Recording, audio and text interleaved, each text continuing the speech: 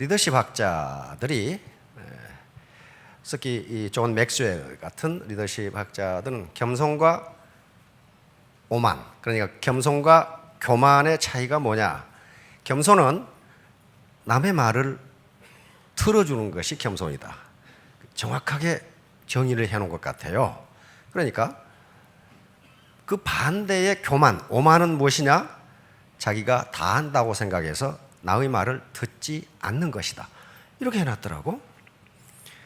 그런데 일본계 미국인인 로버트 키요사키가 쓴 부자 아빠 가난한 아빠에도 그 말이 나와요. 오만은 자기의 무지를 감추기 위한 수단에 불과하다. 그런 식으로 해놨어, 그 사람도. 그러니까 거의 맥스웰하고 이 관점이 같은 거예요. 기왕에 아침 새벽밥 드시고 여기까지 오셨으니까 귀를 씻고 공손한 마음으로 들어보시기 바랍니다. 왜냐하면 정보를 얻은 다음에 최종적인 결심은 자신이 하는 겁니다. 누가 좋다니까 하고 나쁘다니까 안 하고. 그건 주체의식이 없는 거죠. 그렇게 가지고는 주도적인 삶을 살 수가 없습니다. 그래서 일단 정보는 들으셔야 됩니다. 누가 소문으로 그렇게 들어서 아는 것보다 직접 자기가 정보를 듣고 판단하는 것이 주도적인 삶을 사는 사람의 자세입니다. 그래야만 다른 사람한테 핑계를 못 대요. 지금 오늘 처음 오신 분들도 여기 계실 거예요. 처음 오신 분들이 갖는 의문은 세 가지입니다.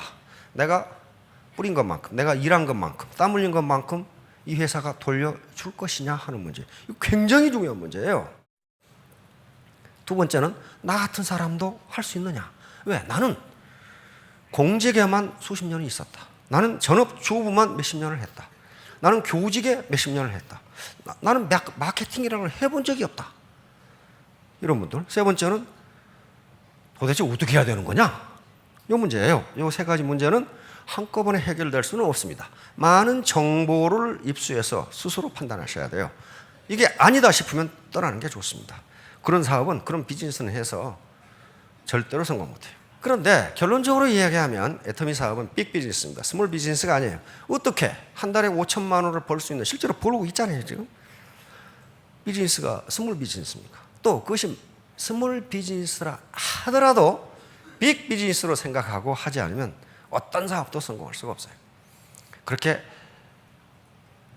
아무렇게나 해서 마치 어떤 개모임 나가듯이 해가지고 성공할 수 있는 비즈니스는 없습니다. 자, 그러면 이 빅 비즈니스에 성공하려면 반드시 세 가지가 필요합니다. 3H. 3H는 이것은 애터미 사업뿐만 아니고 무언가를 이루려고 하는 사람들. 그 소설가가 됐건 또는 어떤 공무원이 됐건 회사원이 됐건 하여간 뭔가 공학적으로 뭘 만들려고 하는 사람이건 이 3H는 요게 이 중에 어느 하나라도 없으면 성공 못한다는 거예요. 먼저는 이 헤드입니다. 헤드. 쿨 헤드예요. 냉철한 이성, 합리적인 판단력, 그리고 꿈과 비전이에요. 꿈과 비전이 없는데 어떻게 성공을 합니까? 그리고 냉철한 이성, 자기가 스스로 판단할 수 있는 능력이 없는데 어떻게 성공하겠어요? 쿨 헤드. 두 번째 H는 하트입니다. 웜 하트, 따뜻한 가슴이에요. 나 혼자 잘 먹고 잘 살가 아니고 동반 성장, 같이 잘 살자. 같이. 파트너가 성공해야 나도 성공한다. 자기 시스템이 그렇게 돼 있어요. 그렇게 돼 있어요. 세 번째 H는 요 핸드입니다. 핸드. 다시 말하면 몸 공부라고 해요. 몸 공부. 몸으로 움직여서 행동으로 옮겨야 돼요. 셋 중에 어느 하나라도 없으면 성공 못합니다. 세계 저명한 많은 것을 이루었던 학자들이 강조하는 게 요 3H예요. 요것은 경제학에서 쿨 헤드 웜 하트라는 걸 씁니다. 여기 핸드가 이제 들어가죠. 그런데 많은 여러 분야에서 성공을 했던 분들은 3H를 굉장히 강조합니다. 냉철한 이성, 인류를 향한 따뜻한 가슴, 그리고 실제로 밤새도록 실험을 하고 책을 읽고 연구를 하고 요게 있지 않으면 어떤 성과도 올릴 수 없다는 거예요. 자, 수주 대토. 지금부터 2300년 전에 한비자라는 사람이 쓴 한비자라는 책에 나와 있는 내용이 수주대토입니다. 그런데 어디가 들어있냐면 오두편에가 이게 들어있어요. 이 두자가 괴상하게 생긴 두자인데 좀 두자입니다. 좀. 그러니까 2300년 전에 한비자가 나라, 국가를 좀먹는 5가지 좀벌레가 있으니 이 좀벌레를 제거하지 않으면 그 국가는 망한다. 그러면서 이야기가 들어있어요. 그런데 2300년 전에 5가지 좀벌레가 지금도 통해. 그것도 지금 들어도 아이고 그렇네 라고 이야기할 수 있어요. 5마리 좀벌레가 뭐냐면 나라를 망해먹는 입만 살아서 나불거리는 학자. 행동은 안 하고 입만 살아서 나불거리는 학자. 두 번째는 외세를 이용해서 자기 이득을 취하려 하고 국가의 이득을 멀리하는 자, 건달들. 지금도 맞죠? 세 번째는 권력가에게 돈을 주고 병역을 기피하는 자. 지금도 그런 사람 없겠죠? 다음은 또 뭐가 있냐면은 좋지도 않은 물건을 농민에게 비싸게 팔아서 폭리를 취하는 상공업자. 그렇게 돼 있어요. 그러니까 그때나 지금이나 사회를 좀먹고 나라를 좀먹는 그런 사람은 똑같다는 얘기예요. 그러면 여기 수주대토란 말은 무슨 말이냐 하면은 옛날 왕년에 집착하지 말라는 얘기예요. 한 농부가 밭에서 밭을 가는데 밭을 갈고 있는데 괴상하게도 토끼가 한 마리 달려오더니 밭 가운데 있는 나무 구루터기에 머리를 박고 죽었어. 그러니까 이 농부는 밭 가는 것을 때려치우고 구루터기 옆에 기다려서 다음 토끼는 언제 와서 죽나 하고 기다리고 있다 이 말이야. 지킬 숫자, 구루터기 주자, 기다릴 때자, 토끼 토자예요. 그러니까 이 한비자가 얘기하는 것은 여기서 얘기하는 것은 과거 이게 전국시대니까 전국시대에는 어떻게 하면 천하를 태평성대로 만드느냐 하는 그 하나를 가지고 각 제자 몇 개가 나오는데 한비자는 법과 사상입니다. 즉 공자나 묵가가 이 당시에 옛날 왕도 정치 요순우탕 시대의 왕도 정치로 돌아가면 천하가 태평성대가 된다. 그러니까 지금은 전국 시대인데 옛날 타령하지 말라. 옛날 그것은 그런 정치는 그때 맞았지만은 지금은 맞지 않다. 요 얘기예요. 그래서 수주대토 얘기를 한 거예요. 그러니까 우리가 지금 농경 시대와 산업화 시대를 거쳐 지식정보화 시대로 넘어왔는데 과거 지향적인 생각을 하지 말라는 거예요. 그건 그때 가서 맞았고 지금은 맞지 않다는 얘기입니다. 지금 각주구금 이것도 똑같은 거예요. 이건 여시춘추라는 책에 나오는데 여기 찰금편 이 말이 나타내는 것처럼 현재가 중요하다 그 말이에요. 현재가 과거가 중요한 게 아니고 현재가 중요하다. 초나라 사람이 강을 건너 가다가 이쪽으로 칼이 빠졌어. 이렇게 칼이 빠지니까 여기다가 표를 딱 해놓고 여기가 내 칼이 빠진 곳 그렇게 해놓고 이 배가 강가에 다다르니까 자기가 X표 하는 대로 끼어들어갔어. 이미 강물이 흐르듯이 세월이 흘렀는데 옛날 생각만 하고 있다. 옛날에 내가 잘 나갔는데. 그런 사람을 몇 사람 알고 있어요. 사업자 중에 있어.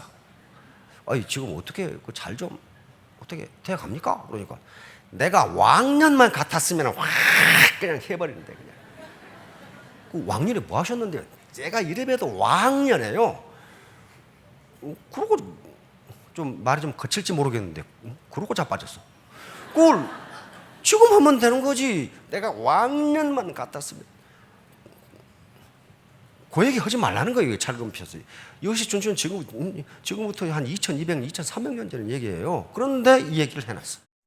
자, 그래서 우리 여시구진. 같을 여자, 떼시자, 함께 굳자, 전진하자. 시대의 흐름에 맞춰 함께 전진하자.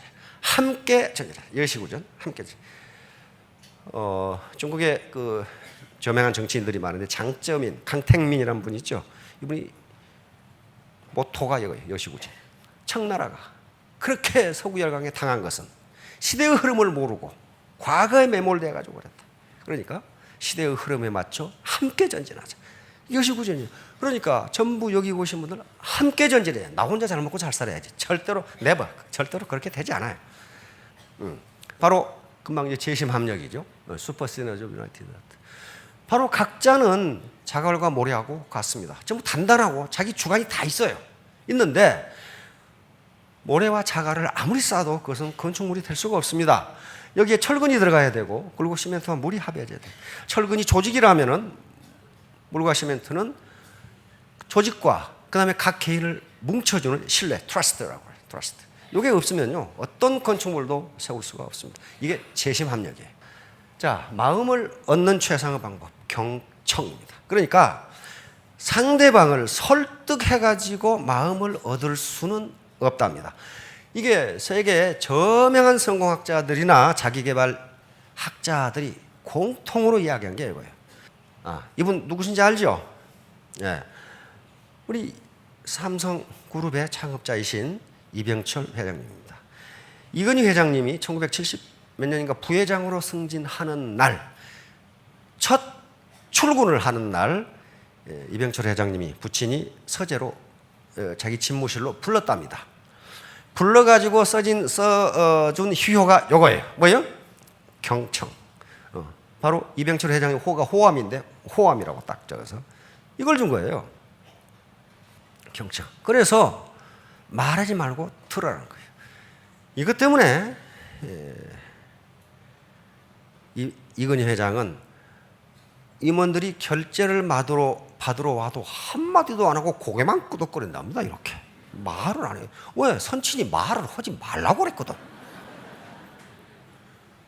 공항에 가끔 내리실 때 기자들이 뭐 질문하면 뭐라고 그러니까 대답 안 해요. 그러니까 그러다가 끝나. 무슨 말이 없어. 왜? 들으라고 그랬거든요. 들으라고. 너는 말하지 말라. 들어라. 그걸 실천한 거예요. 그리고 책 한 권을 줬습니다. 논어라는 책을 줬어요. 거기에는 말하기 전에 실천하라는 내용이 계속 나와요. 이놈아, 말이 무슨 상관이 있느냐. 말하기 전에 실천하라. 군자는 말하기 전에 실천한다 하는 말이 계속 나와요. 계속 나와요. 그러니까 인간경영이요. 인간경영. 사람이 중요하다. 사람이 중요하다 하는 게 논에 계속 나와요. 사람이 중요하다. 이런 말이 있어요. 공자가 어느 날 관청에서 퇴근하여 보니 마구간이 타버렸다. 마구간이 타버렸다. 좋은 말이 있었는데 타버렸어요. 논에 뭐라고 되냐면 공자님은 다친 사람은 없느냐 그 말뿐이었다. 그렇게 돼 있어. 다친 사람 말이 죽었느냐 마구간이 왜 탔느냐 이놈의 새끼야 이런 말이 없단 말이야. 사람은 다치지 않았느냐. 그 인간경영이에요. 그걸 물려준 거예요. 어떻습니까? 삼성그룹은 이병철 회장 시대보다 훨씬 커져버렸어요. 훨씬 커. 세계 최고의 기업이 되어버렸어요. 자기가 계속 떠들고 재떨이를 날렸던 디모 기업은 사라져버렸어요. 듣기만 했던 삼성그룹은 세계 최고 초일류 기업이 됐어요. 이거예요. 어느 정신병원의 비밀. 어느 조그만 시골에 정신병원이었는데 다른 병원은 팔이 날렸는데 한 집만 사람들이 문전성시야. 근데 다른 병원의 의사들이 저 의사가 무슨 기술을 가지고 있는지를 몰라. 알 수가 없어. 그런데 그 집만 사람이 문전성시를 이루어. 근데 그 비밀을 아는 사람은 간호사 한 사람밖에 없어.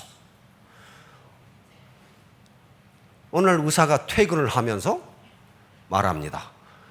간호사, 내 보청기 가져와.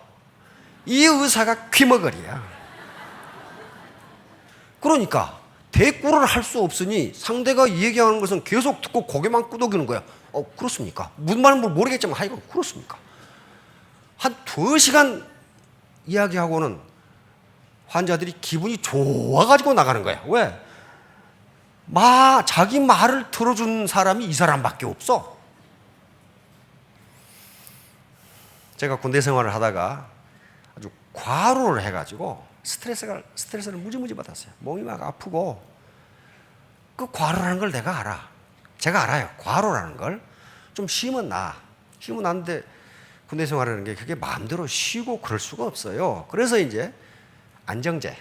그 당시에 신경안정제라든가 이 안정제는 약국에서 안 팔아요. 의사의 처방이 있어야 판다고요. 안정제를 지으러 어느 신경정신과원에 갔어요. 근데 이 아직 귀때기에 피도 안 마른 의사가 사람을 무슨 말이지 죄수 취급해가지고, 그러니까 무슨 이론에 따라서 취조를 시작하냐 하면은 지금은 또 프로이트의 정신분석학을 이용해가지고 나를 취조를 해. 지금은 또 프로이트의 정신분석학은 어렸을 때의 불유쾌한 기억이 성인이 된 다음에 정신병으로 나타난다는 꿈의 해석이에요. 그러니까 3살 때 이런 기억이 없습니까? 4살 때 이런 기억이 없습니까? 뭐 이 자식이 나 지금 피곤해서 지금 그거 사러 왔다는데 말을 안 듣고 조용히 하세요 조용히 그러면서 다시는 거기 안 가버렸지. 아니 안정제 하나 먹으면 내가 지금 안단 말이야. 내가 지금 과로했다는 걸. 그런데 환자 말은 들으려고를 안 해. 그리고 지 말만 계속 하는 거야. 혹시 초등학교 다닐 때 불유쾌한 기억이 없었습니까? 뭐 있다고 소리나 했었고 말이야. 내가 그걸 어떻게 알아? 내가 무슨. 그러니까 이런 데는 안 돼요.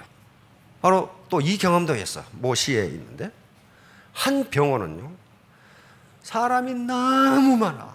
너무 많아서 이제 전부 주변은 전부 시골이니까 시골 이 할머니 할아버지들이 오신단 말이에요. 근데 거기 가서 보면은 저는 요 위장이 별로 안 좋아가지고 내시경으로 갔는데 시골 할머니 할아버지들 가만히 얘기 들어보면 전부 골병이야. 골병. 그거 급하게 지금 돌아가실 병도 아니고 나을 병도 아니에요. 무릎도 아프고 어깨도 아프고 머리도 아프고 허리도 아프고 차라리 안 아픈데 찾는 게 나아. 다 아파. 그냥 다 아파. 그런 분들이 시골에서 오신단 말이에요. 하도 많이 오고 시골 분들이 바쁘잖아요. 빨리 가서 지금 밭에서 일해야 되는데 그러니까 서로 다투니까 어떤 조치를 취했냐 하면은 이런 통을 만들어 가지고 이렇게 아주 키가 매우 큰 통을 만들어 가지고 이쪽으로 건강보험증이 하나가 딱 들어가도록, 그러면 요 밑에서 꺼내면 순서가 딱 돼요. 그런데 저는 아침 9시 병원이 여는 시간에 갔는데 검사를 오후에나 했어. 왜 그런가 했더니 밤중에 와서 여기다 다 넣어놨어. 밤중에 여기다 다 넣어놨어. 이렇게 사람이 붐벼. 그러니까 이 원장님이 그 대학병원에 계시다가 이제 50대가 돼서 개업을 하셨거든요. 경험이 많으신 분이에요. 그러니까 사람이 너무 많이 오니까 공동 원장을 하나 고용을 했어. 그러니까 다른 의사를 고용을 했는데 가봤더니 시골 할머니 할아버지들이 다른 의사한테는 안 가. 그래서 저는 아무렇게나 간호사가 배정해놓은 대로 갔죠. 갔더니 이 사람은 또 취조야. 어디가 아프십니까? 말을 듣지도 않아. 그리고 또 시골 할머니들 말 들어봐야 뻔해요. 근데 이 다른 원장님은 시골 할머니 할아버지들 말을 다 들어줘. 근데 시간이 오래 걸리느냐? 그렇지 않아요. 뭐라고 쓰면서 우리 며느리가요 그러는데요. 아이고 그래요 속상하시겠어요. 그랬어. 그러고는 침대에 누워보세요. 그래가지고 팔 이렇게 들어보세요 해가지고 조그마한 망치러기를 탁 치면 이게 탁 올라가거든. 뭐 그거하고 할머니하고 지금 아픈 거 별로 관계가 없어. 거기다가 배도 한번 만져보고 소화는 잘 되세요? 이렇게 하니까요 거기만 줄이 계속. 왜? 자기가 지금 하소연할 대상이 이게 보통 분도 아니고 의사 선생님이 자기 말을 들어줘. 거기다가 뭐 혈압도 가끔 재주지. 아마 그 공동원장 지금 쫓겨나고 없을 거예요. 사람이 안 가, 그 사람한테는. 그게 뭐예요? 들어주는 거예요. 들어주는 거. 그래가지고 할머니들 가시는 거 보면 약을 한 보따리를 들고 가. 그게 뭐냐면 다음 달에 올 거야, 이제. 그러니까 그게 소염제, 진통제야. 다른 거 없어. 다리 아프고, 허리 아프고, 소위 삭신 아파 죽겠는데, 그걸 뭘로 고치냔 말이야. 말을 들어주는 걸로 고치는 거야. 들어주는 걸로. 생명의전화에서, 어느 날 TV에 보니까, 요 전화 상담을 한 분이 나왔더라고요. 그래서, 그 상담 MC가 그 상담하려면 어떤 전문 지식을 갖춰야 됩니까? 그러니까 이분이 대답하기를 전문 지식 필요 없어요. 계속 말 들어주면 돼요. 말 들어주면 된다 이거야. 그리고 계속 대꾸만 해주면 된다 이거야. 이런 속상한 일이 있는데 아이고 그런 일이 있었군요. 뭐 이런 식으로 그러면 한참 그냥 대화를 하다가 요게 어디가 있냐면요. 한강 다리 가운데가 있거든요. 한강 다리 가운데 있어요. 가서 떨어져 죽으려고 가서 죽기 전에 요걸 보고 전화하라는 거예요. 매우 심심하신 분은 한강 다리 한번 걸어서 건너가 보세요. 중간에 가면 요게 하나 딱 걸려 있어요. 하도 떨어져 죽는 사람이 많기 때문에 여기 딱 걸어져 있어요. 그래서 여기 생명의 전화 그렇게 돼 있어요. 그런데 그렇게 해서 자살을 포기한 젊은이들이 많답니다. 계속 얘기를 들어주는 거예요. 그래서 경청은 소통의 핵심이고 이 사람은 입밖에 없죠. 귀를 이렇게 키우라. 바로 이건희 회장께서 이렇게 하고 있는 게 그거예요. 지금 들어라. 그런데 들어야 되는데 문제는 진정성입니다. 상대방이 나에게 진정으로 애터미 사업을 얘기하느냐 안 그러면 지 돈 벌려고 그러느냐. 그건 어떻게 나타나냐면요. 인간은 오감을 가지고 있죠. 그러나 오감 말고 제 육감, 즉 식스센스를 가지고 있어요. 오감은 우리 지금 감각이에요. 터칭, 손으로 만져서 아는 거. 그렇죠? 요건 테이스팅, 맛보고 아는 거. 요건 히어링, 들어서 아는 거. seeing, 봐서 아는 거. 스멜링, 냄새 맡아서 하는 거. 이게 우리 인간이 가지고 있는 오감입니다. 오감. 그런데 그것 말고 제 육감, 식스센스가 있단 말이에요. 상대방이 아무리 나에게 감언 이설을 해도 얼굴을 보니까 사기꾼이네 이러면 안 믿어요. 그건 자기가 사기꾼이라는 말을 안 해요. 그리고 이 사람 얼굴 보니 지 돈 벌려고 그러네. 그러면 안 된단 말이에요. 그러면 그걸 숨길 수 있느냐? 숨길 수가 없어요. 식스센스는 숨길 수가 없어요. 그래서 진정성이라는 게 매우 중요하다. 바로 혀는 가장 중요하면서도 나쁜 것. 이솝 우화에 이게 들어있어요.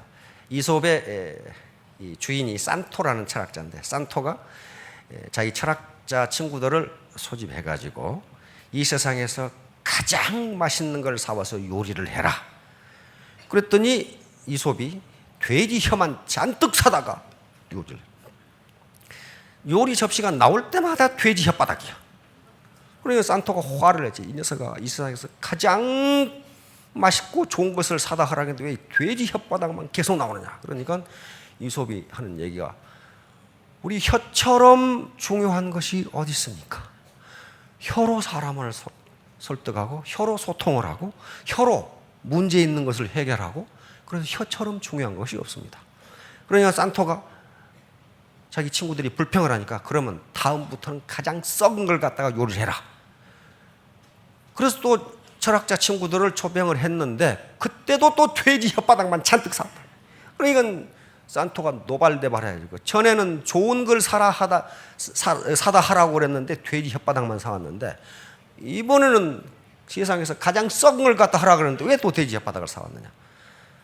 혓바닥처럼 나쁜 게 없습니다. 혓바닥으로 인해 싸움이 나고 분쟁이 나고 욕설이 나고 미워하고 이게 전부 혓바닥 제거예요. 다시 말하면 우리 혀는 하나지만은 어떻게 사용하냐에 따라서 달라진다. 좋은 것이 될 수도 있고 나쁜 것이 될 수도 있다. 자, 그러면 우리를 앞서갔던 현자들이 경청에 대해서 뭐라고 이야기를 하는지 봅시다. 마쓰시다 코노스케 지금 일본의 아주 경영의 신으로 추앙을 받고 있죠. 뭐라고 그랬습니까? 리더십은 웅변보다 경청에서 나옵니다. 이분은 초등학교 4학년 중퇴했던가 초등학교는 못 나왔어요. 집이 집이 괜찮았는데 이게 9남매 중 막내가 그렇습니다. 그런데 아버지가 이 쌀 장사다 망해가지고 완전히 폭삭가게 됐죠. 그래서 초등학교를 못 나왔어요. 그런데 이분은 내가 성공할 수 있었던 것은 세 가지 조건 때문이다. 그렇게 얘기했는데 그 성공 조건이라는 것이 가만히 들어보면 그 실패 조건이야. 나는 가난했고 배우지 못했고 몸이 약해서 성공했다. 그러단 말이에요. 가난하고 배우지 못했고 몸이 약해서 성공했다. 그게 무슨 역설 같은데 이 양반은 그렇게 성공했다고 자서전을 써놨어요. 나는 가난했기 때문에 어려서부터 많은 일을 해보고 많은 경험을 쌓았다. 그리고 돈이 얼마나 귀한 것인가를 알았다. 그럼 되죠. 두 번째, 나는 배운 게 없기 때문에 계속 배우려고 노력을 했다. 계속 들었다는 거예요. 그리고 나보다 똑똑한 사람을 갖다 썼다. 세 번째, 나는 몸이 약했기 때문에, 이 양반 폐병 걸려가지고 죽을 뻔했거든. 몸이 약했기 때문에 계속적으로 건강에 관심을 가지고 운동을 했고, 일을 혼자 하려 하지 않고 같이 힘을 합해서 했다. 이 세 가지가 나를 성공하게 만든 것이다. 우리가 생각하기에 같은 조건이라도 어떤 관점에서 보는 자에 달라진다. 이분은 어때요? 긍정적인 관점에서 봤어요. 그렇죠? 자, 앤드류 카네기가 권장하는 겁니다. 자기가 외톨이가 되고 싶으면 이렇게 한번 해보세요. 사람들에게 비웃음을 사고 무시당하고 외면까지 당할 수 있는 세 가지 방법은 절대 상대방의 이야기를 끝까지 듣지 말고 계속 자기의 말만 해야 되고, 상대방의 이야기를 듣다가 자신이 할 이야기가 있으면 바로 끊고 자신의 말을 하면 된다. 그러면 당장 왕따 당해. 아주 좋은 방법이니까 활용을 해보시기 바랍니다. 도로시 린데 딕스, 이분은 오늘날 정신의학, 과거 19세기만 하더라도 미국도 이 정신질환자는 미친놈 취급을 했어요. 그래서 사회적 대우가 형편없었단 말이에요. 이분이 그것도 병이다 라는 걸 강조를 하면서 오늘날 심리치료, 정신치료의 기반을 닦은 분이 이분이에요. 뭐라고 그랬습니까? 그러니까 많은 사람과 대화를 해봤겠죠. 어떤 스트레스를 받은 사람들. 대중에게 다가서는 지름길은 그들에게 혀를 내미는 것이 아니라 귀를 내미는 것이다. 내가 상대방에게 어떤 달콤한 말을 한다 해도 상대방의 입장에서는 자기가 말하고 싶어하는 얘기의 절반만큼도 흥미가 없다. 이것이 할머니들 사회에 가면 그대로 드러나. 전부 자기 손주 자랑이야. 그냥 영재고 무엇이고. 과거에는 돈 내고 하라고, 손주 얘기하려면 돈 내고 하라고 그런다죠.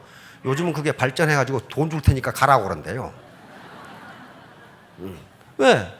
그 할머니는 그렇게 할 수밖에 없어요. 왜? 그 손주가 커나는 걸 봤거든.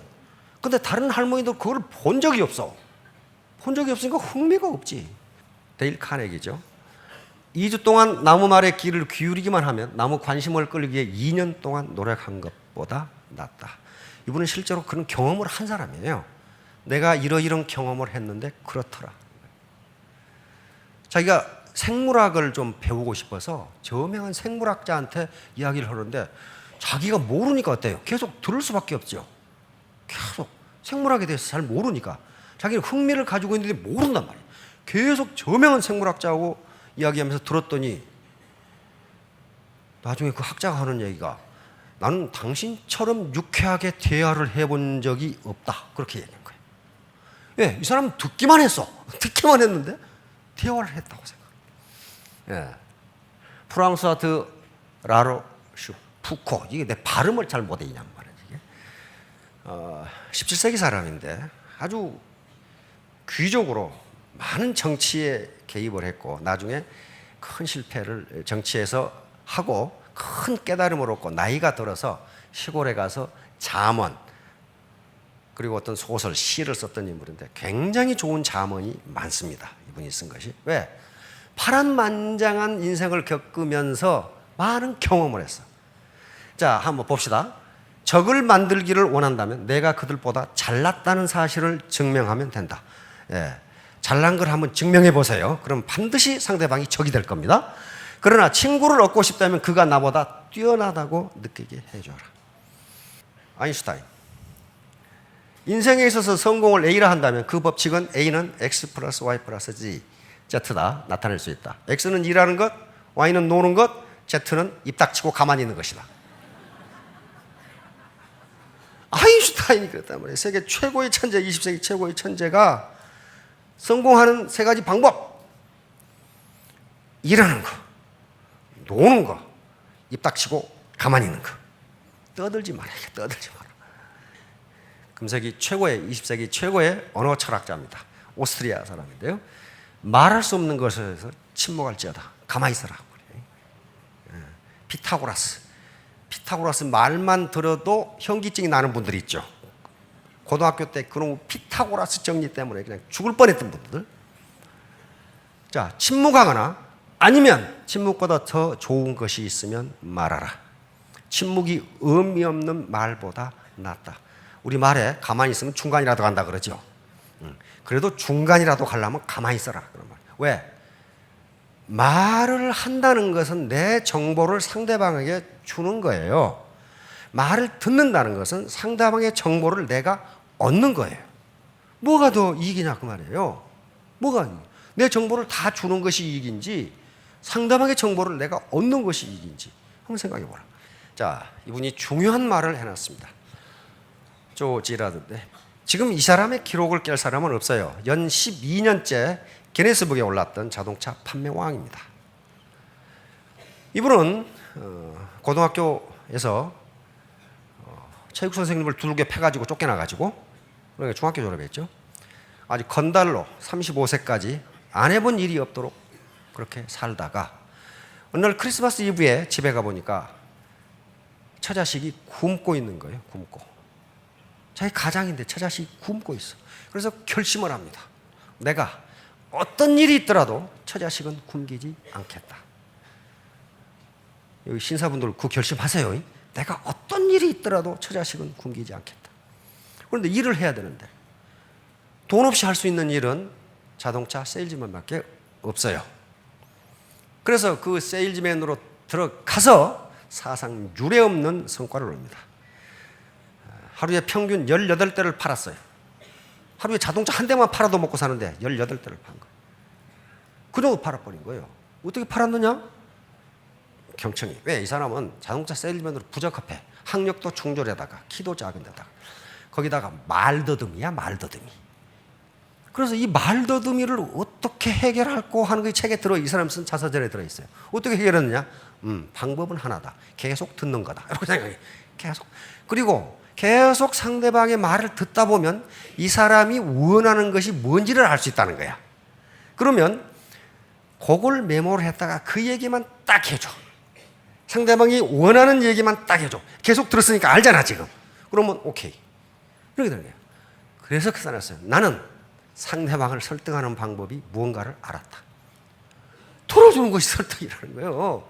그런데 이분이 이런 말을 했어요. 또 자, 성공에 이르는 엘리베이터는 고장났다. 이거 엘리베이터 타고 성공할 사람 할 분들 한 분도 안 계시죠? 고장났다. 당신은 계단을 이용하여 한 계단씩 올라가야만 한다. 셀즈 마스터, 다이아몬드 마스터, 샤론 로즈 마스터 한 계단 한 계단씩 올라가야 되지. 어느 날 갑자기 고속으로 올라가는 길은 없다. 특히 지식정보화 시대에는 그런 게 없어요. 고속 엘리베이터가 없습니다. 한 계단 한 계단 올라가야만 돼. 자, 결론입니다. 비판적 사고, 크리티컬 싱킹이라는데 미국이라든가 이런 데서는 굉장히 중요한 사고방식입니다. 비판적 사고라는 것은 어떤 문제를 당신의 고정관념으로만 보지 말고 다양한 각도에서 보라는 거예요. 다양한 각도. 저 사람은 어떻게 볼까? 저 사람은 저렇게 봤어? 그럴 수도 있겠네. 이런 식으로 다양한 각도에서 보라는 겁니다. 지금 너무 많은 정보가 막 흘러들어와. 애터미 돈 안 돼. 거기 확 벌어 회사가 있어. 거기 가면 말이야 그냥 몇 개월 만에 확 벌어. 그랬을 때 그 말이 그걸 무시하라는 게 아니고 과연 그것이 논리적으로 맞는지 다양한 각도에서 검토해봐라. 안 그러면 속는다. 정보에 속는다. 정보의 홍수 속에서 정보에 떠날려 가버려. 그러니까 비판적 사고는 한마디로 옳은 것의 추구예요. 그렇게 해도 돼. 이렇게 뇌물이나 이런 걸 받아서 야구 선수가 뇌물 받아가지고 쫓겨나 버렸죠. 농구 코치가 뇌물 받아서 쫓겨나 버렸죠.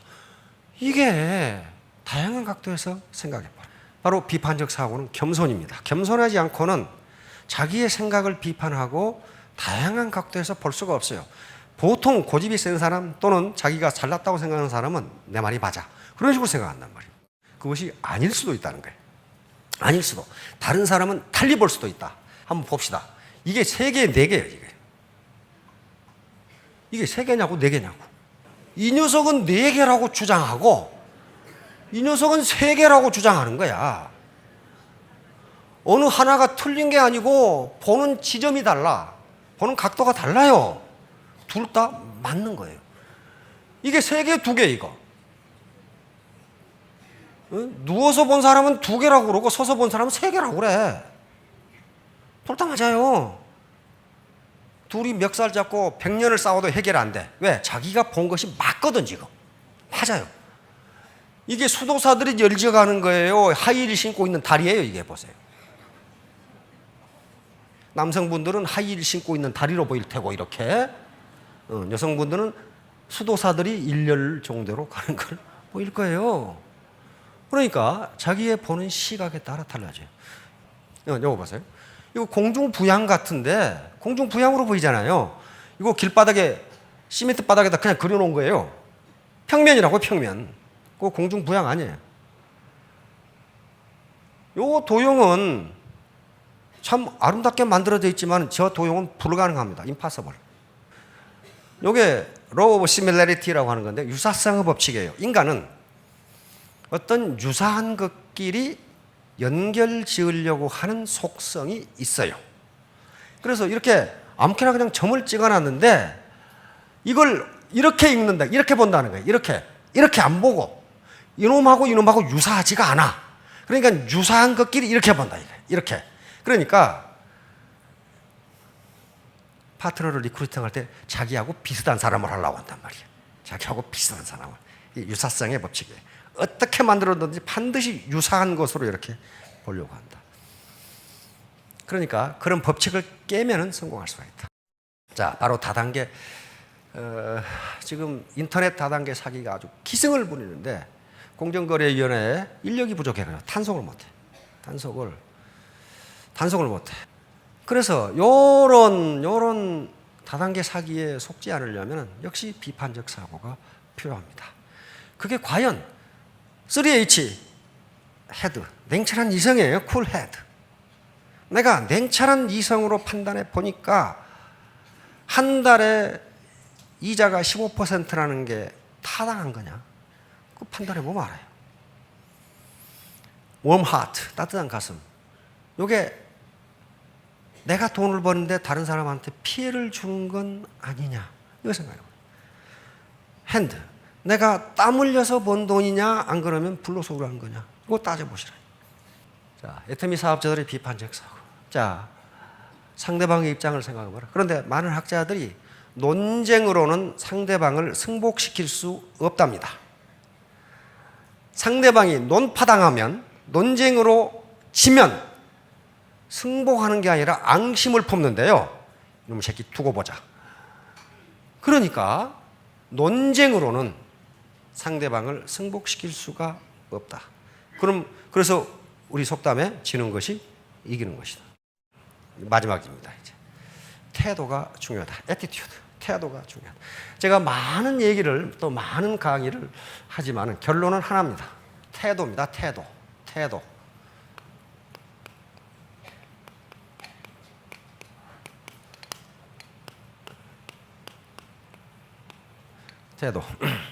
멘탈 애티튜드예요.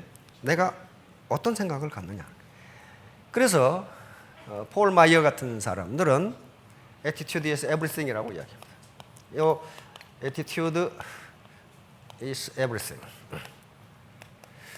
이 책이 번역돼서 시중에 나와 있어요. 제목이 attitude is everything.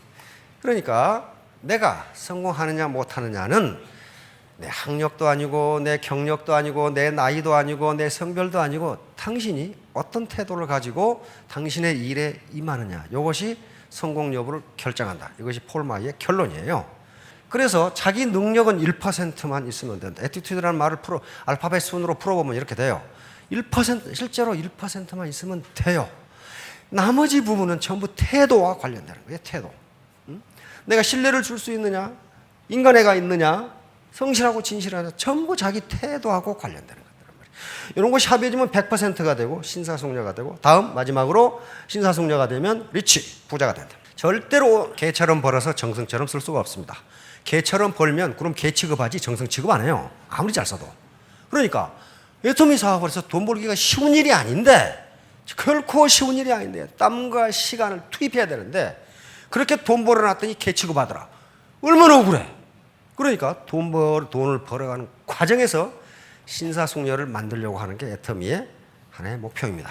여기 혹시 사기치려고 오신 분은 안 오셨겠지만은 또 복도에 돌아다니는 분은 그런 분이 있을 수가 있어요. 근데 가끔 만나. 어떻게 빨리 성공하는 방법이 없어요? 뭐 이렇게 건들건들하면서. 그러니까 뭔가 지금 있을 것 같거든. 없어요. 엘리베이터가 없습니다. 자, 3년 후, 5년 후에 모두 스타마스터, 로얄마스터가 되시기 바랍니다. 감사합니다.